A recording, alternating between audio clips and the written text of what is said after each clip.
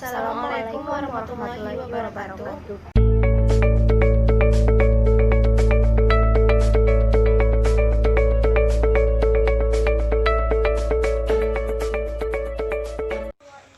Perkenalkan, nama saya Frizka Dwi Azlina, NIM 2520083. Baiklah teman-teman, di sini kami akan menjelaskan tentang materi pada makalah kami, yaitu pendidikan sebagai ilmu.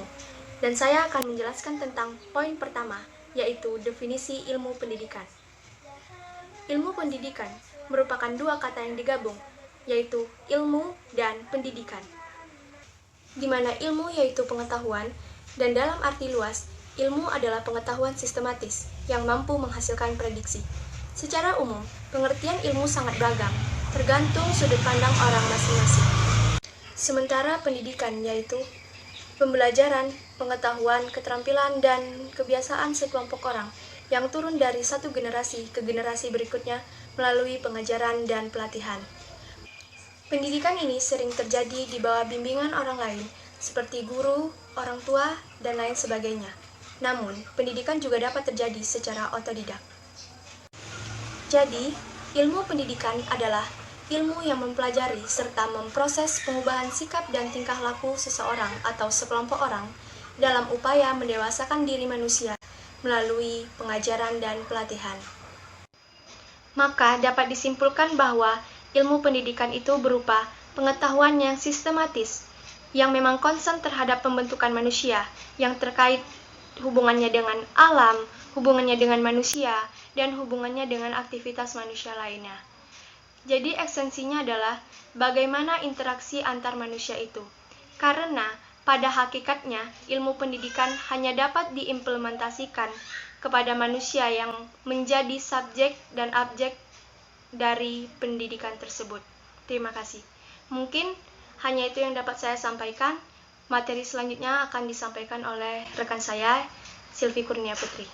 Perkenalkan, nama saya Silvi Kurnia Putri, NIM 25281. Di sini saya sebagai pemakalah akan membacakan materi tentang persyaratan pendidikan sebagai ilmu dan sifat-sifat ilmu pendidikan. Baiklah, saya akan menjelaskan tentang persyaratan pendidikan sebagai ilmu.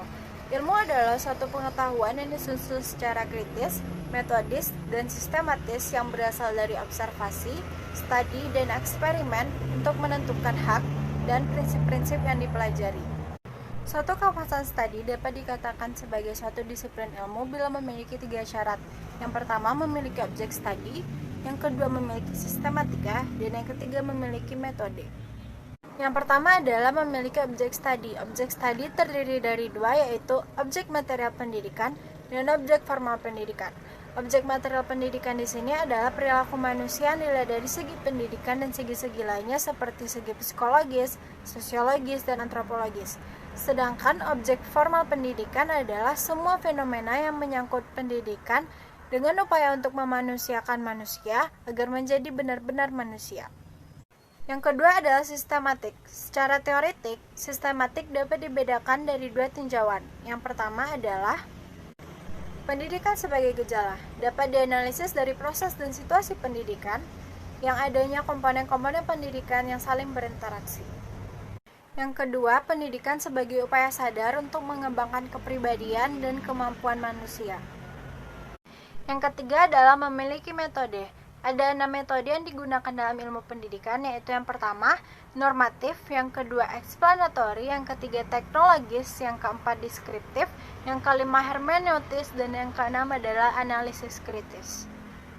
Selanjutnya kita akan membahas tentang sifat-sifat ilmu pendidikan. Sifat-sifat ilmu pendidikan ada 5. Yang pertama adalah bersifat empiris, yang kedua bersifat rohaniah, yang ketiga bersifat historis, yang keempat bersifat teoritis, dan yang kelima adalah bersifat praktis. Sekian dari saya, terima kasih, dan untuk materi selanjutnya akan dijelaskan oleh teman saya Siti. Assalamualaikum warahmatullahi wabarakatuh. Baiklah, saya akan melanjutkan materi dari teman saya dan sekaligus membahas materi terakhir dari makalah kami. Perkenalkan, nama saya Siti Rohani, NIM 2520082. Materi yang pertama, A. Relevansi ilmu pendidikan. Relevansi ilmu pendidikan yaitu masalah pendidikan yang mencakup sejauh mana sistem pendidikan dapat menghasilkan luaran yang sesuai dengan kebutuhan pembangunan. B. Kriteria relevansi. Yang pertama, relevansi metode dengan situasi seperti guru, suasana kelas, alat-alat. Yang kedua, relevansi metode dengan murid. C.